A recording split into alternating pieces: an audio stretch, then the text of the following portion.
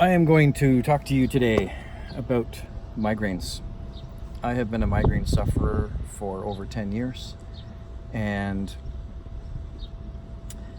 I have tried all different types of relief. Of course, prescribed pharmaceuticals, that's what the doctors love. I've tried some acupuncture and acupressure and all these kinds of things over the years. The type of migraine that I get has to do with, there's many triggers, but weather related, barometric pressure either going down or going up. When that changes, and it changes quickly, that affects me in my head. It's usually over my right eye, and intense pain with no medication or relief or anything, no aids. It lasts about 24 hours. It's in the category of cluster headache, and very sensitive to light and noise.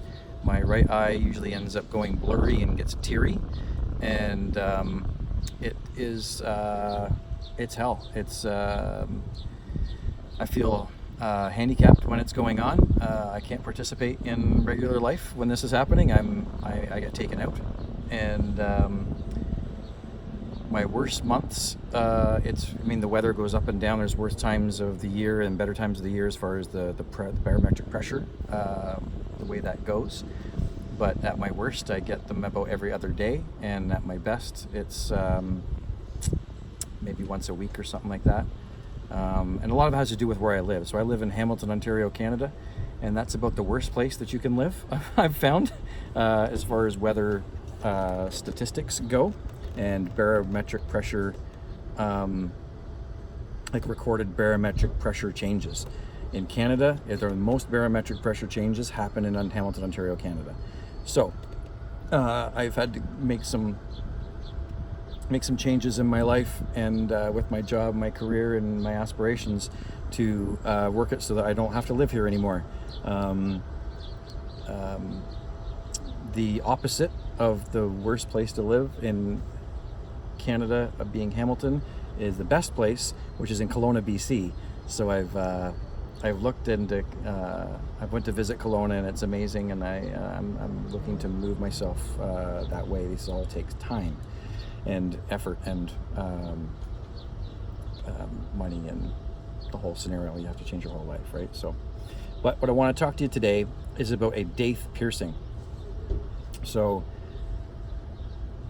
I'll show you the Daith piercing, your Daith. It's this getting your piercing on the inside of your ear, and I found some information on people reporting. There's no clinical trials or anything, but there's people report that this is they receive some sort of relief with their migraines with this. So I don't know if it's dependent on the type of migraine or whatever, but so about 2 years ago, I got this one, and I come downtown here to go and get another piercing in my left ear now to try and get some more relief. So it takes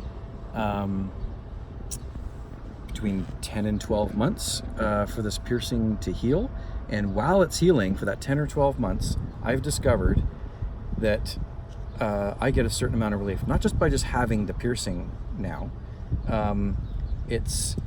There's a certain amount of dull pain from the healing process, and by me not touching the piercing itself, but just on the outside of my ear, if I put some pressure on, as I feel like I might be starting to get a migraine. I haven't decided whether is this a true full-on migraine, or is this, do I need to take pills yet? I'm kind of in that mode of trying to figure it out, what I need to do. And along the way, I can just kind of apply some pressure pretty lightly, especially in the first half of the healing, the first half of the year. So the first 6 months or so now, I have 6 months of being able to apply pressure, administer it on my own as I see fit, and the sensation that I feel is similar to acupuncture, and that's the type of pain, and it radiates up through the top part of my ear, and it feels similar to acupuncture, and that's a zone for acupuncture points, I guess. So the first 6 months, I was taking less pills per month for sure. I was getting through migraines without taking pills, and putting off taking pills until later on and other times. While I'm at work or sitting in a meeting or something, then if I could feel something coming on, I'm thinking to myself, one of the things that I start rubbing my neck, I get some pressure and pain in my neck and stuff. When I notice I'm doing that, I'm like, oh, I got to think about, is this a migraine or not? And then when do I want to take pills? And as soon as I start touching my neck and holding my neck and everything, I can think to myself, this is maybe a migraine, and I'm going to start playing with the outside of my ear while this is going on. Then when the meeting's over, I can decide this is going too fast, I need to take pills. Or sometimes I have felt relief, and after the meeting or wherever I'm at, wow, the pain kind of went away.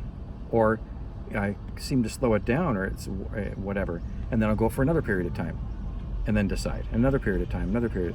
And sometimes I can go all day where I think I would have had a migraine and I would have had to take pills, and I went through the whole day just going section by section by section and maybe administering some of this pain therapy on my own. So that's for the first 6 months. The last 4 to 5 to 6 months of the healing process, the more it heals, the less I guess pain I can produce by doing this. It's harder the more healed it gets. I can't really press hard enough at the end to get the same sensation. So anyway, I'm about to go in to get the piercing, and we're going to go and talk with the professional and see if we can get their thoughts on what this looks like and what it means to them, and whether they've heard of the same types of thing. And so I'll see you inside. So I am here for my Daith piercing. I already have the right side done, and we're here to do the left side. This is the wonderful Yolanda, and we've been chatting about, there's not a lot of studies or anything about this Daith piercing and what it does or doesn't do for migraine sufferers. So we have the professional with us, so we thought we'd have a little conversation and record it. So from your experience and what you know as a professional, what are your kind of thoughts? So there's certainly a lot of internet dialogue about Daith piercings, or Daith piercings as they're also referred to. Yeah. So I mean, from a professional perspective, there is no scientific evidence to suggest that they help with migraines. Yeah. But there's certainly a lot of anecdotal evidence. So people that are reporting on it are saying that it's helping them, yes, which is awesome for them, but there's no studies that are suggesting that is true or not. Right. So is this like a placebo thing and people are just wishing it's helping, or is there something to it? What's the science behind it, right? So that's kind of up to the scientists to decide. And there's probably nothing yet. Exactly, and we always say as piercers, like, we're happy to do an awesome piercing and put in some cool jewelry. Yes. If that helps with your migraines, then double thumbs up, right? But awesome. I can't really speak to the fact that it will or won't help, right? But I've certainly had people report that it does help, like yourself. I've had people say it does nothing. I've had people say they get one done and the migraines then shift to the other side. Oh my goodness. So hopefully this isn't the case. Yeah. So, it's hard to say. I'm a firm believer in the mysteries of the world and the universe. Okay. So me too. Exactly. And, if it works for you, man, then I'm happy to help you out on that journey. So I'm putting it out there, and we're back doing the thing again. So I'm really happy about this. Okay, so I'm going to get the work done, and then we'll report back after. Thank you. So got the piercing. It's all done, and I'm stoked. It's painful like a piercing should be. And I'll show you. So that's in this side. I don't know if you can see that or not. I'm hoping you can. So that's piercing number 2. And my hope is that I get another 10 to 12 months of somewhat an aspect of relief that I could administer myself. And obviously, Yolanda, who's a professional, can't recommend this to folks. There's no clinical trials. There's nothing to back up anything that I'm saying. It's anecdotal from everybody, including me, and my recommendation is, to get it done, it hurts like a piercing, but what's that last 20 seconds or something like that? It was pushing it through, and she does her thing and whatnot. So for me to go through that, the cost of a piercing, like less than $100, I was in so much pain on a regular basis. I was willing to try anything. That's why it brought me here the first time, and now I'm here the second time. Like, give me a break. If this doesn't work at all, I'm in so much pain on a regular basis because of migraines that I'm willing to try things, right? So if you're in the same situation and you're willing to try things, why not give this a go? I'm not saying it's going to work for you, but if something can, and you can try it, why wouldn't you? You know? So I hope you got something from this, and that's the whole reason for me making this video, is to try and spread some of the word on my personal experience, and I hope that at least one person is able to see this information and try it for themselves and have some sort of relief. Even if it's just a placebo situation where I just hope it will, and then I get it, and then it's got nothing to do with really working, but I believe it will, so be it. I'm totally cool with that. So, and if that's good enough for you too, then great.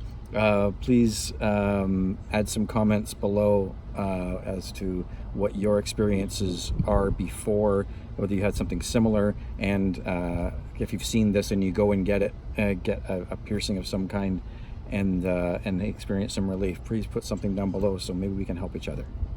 Okay? That's all I have. Hope this helps.